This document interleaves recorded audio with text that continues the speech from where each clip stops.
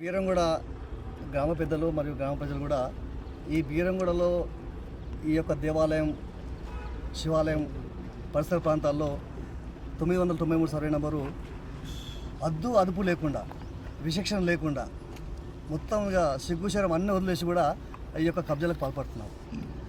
సరే ఓ స్థాయిలో కాంప్లీట్ చేస్తున్నాము, అధికారులు వస్తారు, కూలగొడుతున్నారు, కానీ ఎక్కడ కూడా ఈ కన్స్ట్రక్షన్స్ అనేవి మళ్ళీ రీకన్స్ట్రక్షన్స్ అవుతున్నాయి, ఎక్కడ కూడా కబ్జాలు ఆగుతలేవు, ఇంకా ఎక్కువ అవుతా ఉన్నాయి. దాంట్లో భాగంగా ఈరోజు బీరంగూడ శివాలయం ఆనుకొని దాదాపు 4000 ఎకరాల స్థలం ఇది శివాలయానికి ఆనుకున్నది. 993 ఒక ఉమ్మడి మెదక్ జిల్లాలో ఒక ప్రసిద్ధమైన పుణ్యక్షేత్రం ఇది.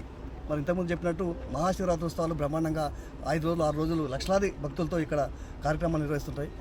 ఈ దేవాలయానికి స్థలం తగ్గిపోతూ ఉన్నది. దేవాలయాన్ని అభివృద్ధి చేయాలి, దేవాలయాన్ని ఈ యొక్క పర్యాటక ఆధ్యాత్మిక కేంద్రంగా మార్చాలని చెప్పేసి అప్పీల్ చేస్తుంటే పట్టించుకునే అధికారులు ప్రజాప్రతినిధులు వాళ్ళు ఈరోజు ఈ దేవాలయ స్థలం అంతా కూడా కబ్జా అవుతుంటే నిమ్మకు నీరెత్తుగా ఉండడం దౌర్భాగ్యమైన పరిస్థితి. ఈరోజు మీరంతా చూస్తున్నారు ఈ కడీలు అనేటి గతంలో దేవస్థానం వాళ్ళు ఆనంద్ అని చెప్పేసి అతను ఆ యొక్క దేవాలయ పూర్వీకులు వెంకటేశ్వర దేవాలయం నిర్మించడం వాళ్ళే సర్వే చేయించి ఈ కడీలన్నీ కూడా ఇక్కడ వరకు ఆర్చారు వాళ్ళు 5 సంవత్సరాల కింద 10 సంవత్సరాల కింద.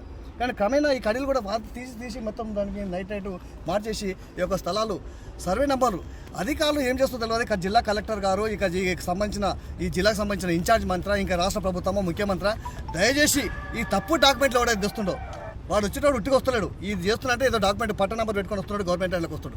అమీన్పూర్లో కలెక్టర్లు వెళ్తున్నాయి, కబ్జా చేస్తున్నాడు. ప్రతి ఒక్కరు కూడా ఉట్టికి వచ్చేవాడు కబ్జా చేయడు, ఖచ్చితంగా ఒక డాక్యుమెంట్ తెస్తున్నాడు. ఆ డాక్యుమెంట్ ఏంటిది? పట్టా ల్యాండ్ సర్వే నెంబర్ డాక్యుమెంట్ ఉంటుంది, వచ్చేది గవర్నమెంట్ ల్యాండ్లకు.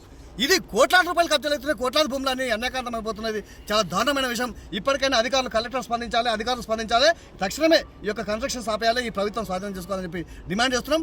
లేని పక్షంలో అమీన్పూర్లో జరిగితే నష్టం జరుగుతుందా ఏమవుతుందో తెలియదు. పేద ప్రజలకు కొంత నష్టపోతారనే ఉద్దేశంతో మా గ్రామస్తులంతా కూడా ఓపికతో మేము అంతా కాంప్లైంట్ ఇస్తున్నాము. నిజంగా కూడా మరి ఏం జరిగినా పర్వాలేదు, మరి మేము కూడా ముందుకెళ్తాము.